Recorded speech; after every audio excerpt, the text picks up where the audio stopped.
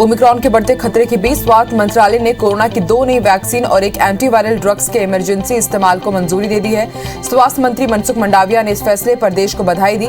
स्वास्थ्य मंत्रालय ने 2 वैक्सीन कोर्बेवैक्स, कोवोवैक्स और एंटीवायरल ड्रग मोलनुपिराविर को इमरजेंसी यूज की मंजूरी दी है।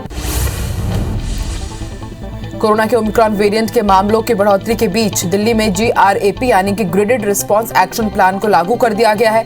इसका मतलब है राष्ट्रीय राजधानी में येलो अलर्ट लागू हो गया है, जिसके तहत कई तरह की पाबंदियां लगाई जाएंगी, जैसे कि दुकानों और मॉल खोलने पर ऑड इवन फॉर्मूला लगाया जा सकता है। दिल्ली के सीएम अरविंद केजरीवाल ने कहा है कि दिल्ली में पिछले दिनों से कोरोना के मामले तेजी से बढ़ रहे हैं। हालांकि अधिकतर मामलों में ना तो अस्पताल जाने की जरूरत पड़ रही है, ना ऑक्सीजन, ना ही ICU और वेंटिलेटर की जरूरत पड़ रही है। ओमिक्रॉन संक्रमित लोग घर में ही ठीक हो रहे हैं, चिंता की जरूरत नहीं है। देश में पिछले 24 घंटे के अंदर कोरोना के 6,378 नए मामले सामने आए हैं। इस दौरान 6,450 लोग डिस्चार्ज भी हुए हैं। अब देश में कोरोना के कुल एक्टिव केसेस की संख्या 75,456 हो गई है। देश में कुल रिकवरी दर 98.40% है।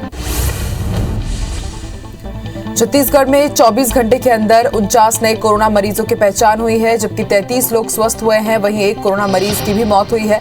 फिलहाल प्रदेश में एक्टिव मरीजों की संख्या 349 है। रायगढ़ में सबसे ज्यादा 15 नए मरीजों की पुष्टि हुई है। वहीं बिलासपुर में 8, रायपुर और जांजगीर में 5-5 नए मरीज मिले हैं। मध्य प्रदेश में 24 घंटे के अंदर 30 नए कोरोना मरीज मिले हैं। मध्य प्रदेश में अब तक 7,93,726 संक्रमित मिल चुके हैं। वहीं प्रदेश में अब तक 7,82,931 मरीजों ने कोरोना को मात दे दी है। प्रदेश में अब एक्टिव मरीजों की संख्या 226 हो गई है। पीएम मोदी IIT कानपुर के दीक्षांत समारोह में शामिल हुए। इस दौरान पीएम मोदी ने कहा कि आज भारत दुनिया का दूसरा सबसे बड़ा स्टार्टअप हब बनकर उभरा है और कई स्टार्टअप तो IIT के युवाओं ने शुरू किए हैं। पीएम मोदी ने कहा कि सभी अपनी मानवीय संवेदनाओं, कल्पनाओं और जिज्ञासा को हमेशा जिंदा रखने का प्रयास करें। पीएम नरेंद्र मोदी ने उत्तर प्रदेश के कानपुर मेट्रो रेल परियोजना के पूर्ण खंड का उद्घाटन किया, साथ ही मेट्रो की सवारी भी की। इस दौरान उनके साथ उत्तर प्रदेश के मुख्यमंत्री योगी आदित्यनाथ भी मौजूद रहे। देश की सबसे पुरानी पार्टी कांग्रेस आज अपना 137वां स्थापना दिवस मना रही है। इस मौके पर कांग्रेस पार्टी द्वारा स्थापना दिवस समारोह का आयोजन किया गया। वहीं सोनिया गांधी ने अपने संबोधन में बीजेपी पर जमकर निशाना साधा। उन्होंने कहा कि बीजेपी लोकतंत्र को दरकिनार कर तानाशाही चला रही है। भारतीय कांग्रेस पार्टी के 137वां स्थापना दिवस के मौके पर कांग्रेस के अंतरिम अध्यक्ष सोनिया गांधी कांग्रेस कार्यालय पहुंची, जहां पार्टी का झंडा फहराने के दौरान झंडा नीचे गिर गया। इसका वीडियो सोशल मीडिया पर जमकर वायरल हो रहा है। ओमिक्रॉन के चलते यूपी इलेक्शन टालने की स्थिति को लेकर मुख्यमंत्री भूपेश बघेल ने बड़ा बयान दिया है। उन्होंने कहा कि चुनाव आयोग की स्थिति संदिग्ध है। भाजपा इतनी घबराई हुई है कि यूपी चुनाव टाल सकती है। जो पीएमओ कहेगा वही चुनाव आयोग करेगा। बालोद में किसान सम्मेलन में सीएम भूपेश बघेल शामिल हुए। इस दौरान उन्होंने कहा, देश को अगर मजबूत करना है तो किसान को मजबूत करना होगा। हमने किसानों को मजबूत करने के लिए गोबर खरीदी शुरू की, गौठान बनाए। गोबर से बिजली का उत्पाद हो रहा है, लेकिन कई विकास कार्यों में केंद्र सरकार अड़ंगा लगा रही है। नारायणपुर में IED की चपेट में आने से 2 BSP कॉन्ट्रैक्टर कर्मचारी घायल हो गए, जिन्हें जिला अस्पताल में भर्ती कराया गया है। दरअसल खोटगांव अंजरेल कैंप के पास नक्सलियों ने सुबह पंप हाउस में तोड़फोड़ की थी। इसे सुधारने का काम किया जा रहा था, तभी अचानक IED ब्लास्ट हो गया।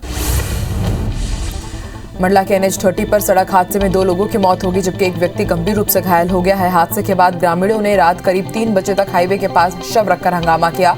इस दौरान गुस्साए ग्रामीणों ने मुक्ति वाहन और पुलिस की 2 गाड़ियों के साथ भी तोड़फोड़ की। पुलिस की समझाइश के बाद ग्रामीण शांत हुए।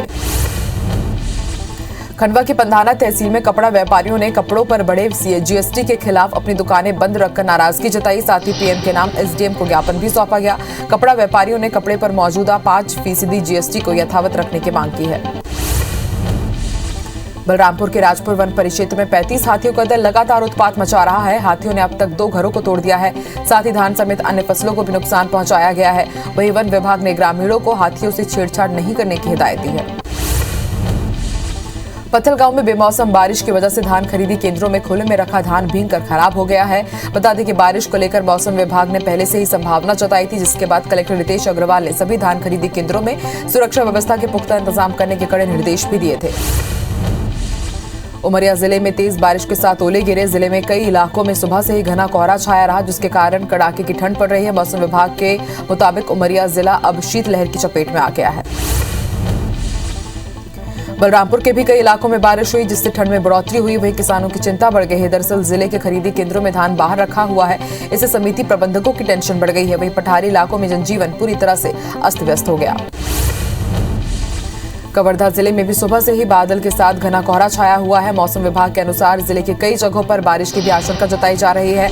वहीं बादल छाने की वजह से रबी की फसल को नुकसान पहुंचने की गुंजाइश जताई जा रही है। खासकर चना राहर की फसल पर इसका असर पड़ सकता है।